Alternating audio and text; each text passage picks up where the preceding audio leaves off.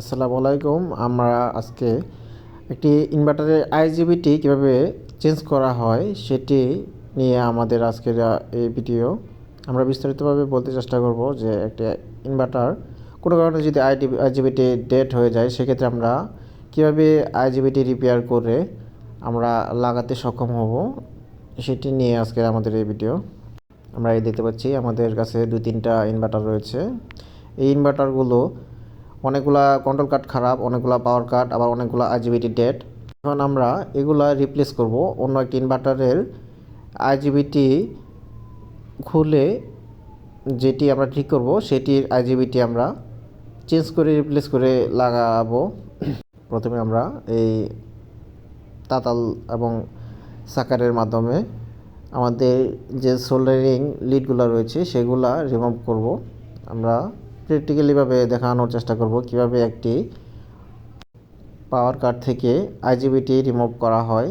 এই আইজিবিটি মূলত এই যে নিচের যে সোল্ডারিং লিড দিয়ে যে জায়গায় কানেকশন গেছে সেই জায়গায় আমরা খুব সাবধানতার সহিত সেই লিডগুলো ভালোভাবে গলিয়ে সাকারের মাধ্যমে এই সোল্ডারিংগুলো আমরা রিমুভ করব।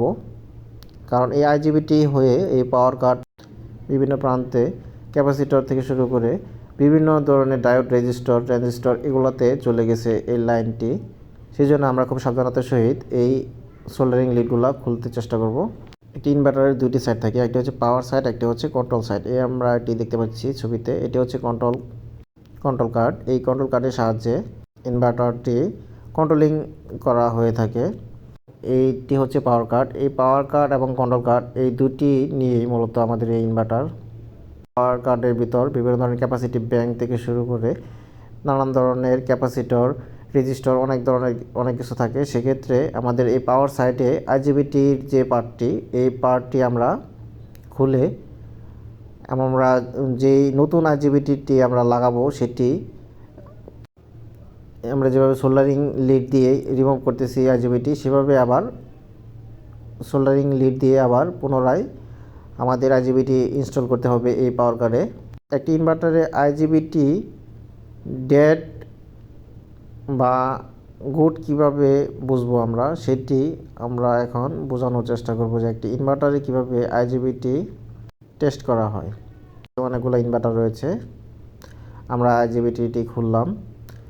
আইজিবিটিটি খোলার পর আমরা এখন আইজিবিটিটি ভালো আছে কি না খারাপ আছে সেটি আমরা এখন টেস্ট করব। আইজিবিটির প্রথম 3টি কানেক্টর দেখতে পাচ্ছি, এটি হচ্ছে আরএসটি এবং লাস্টের 3টা হচ্ছে মোটরের আউটপুট লাইন। এই লাস্টের 3টা দিয়ে মোটরের আউটপুট বের হবে।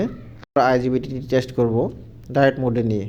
আমরা প্রথমে একটি মিটার হাতে নিব। মিটার হাতে নেওয়ার পর পজিটিভ একটি ভোল্টেজ নেব। আমরা একটি পজিটিভ ভোল্টেজ নিয়ে আমরা এখন একটি নেগেটিভ ভোল্টেজ নিয়ে দেখতেছি যে আমাদের আইজিবিটিটি ঠিক আছে কি না।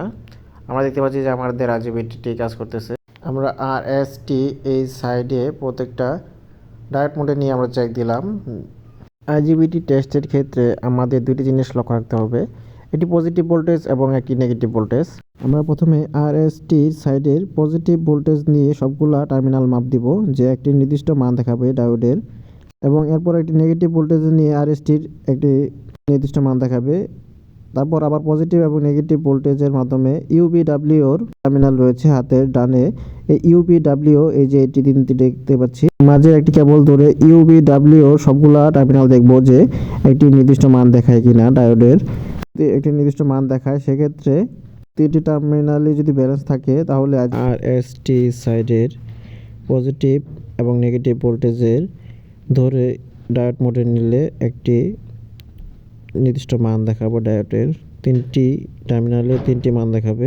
এভাবে আমরা পজিটিভ এবং নেগেটিভ ভোল্টেজের মাধ্যমে আরএসটি এবং ইউবিডব্লিউ এই দুটি সাইডের মান ডায়োড মোডে নিয়ে আমরা আইজিবিটি ভালো না খারাপ সেটি টেস্ট করতে পারবো।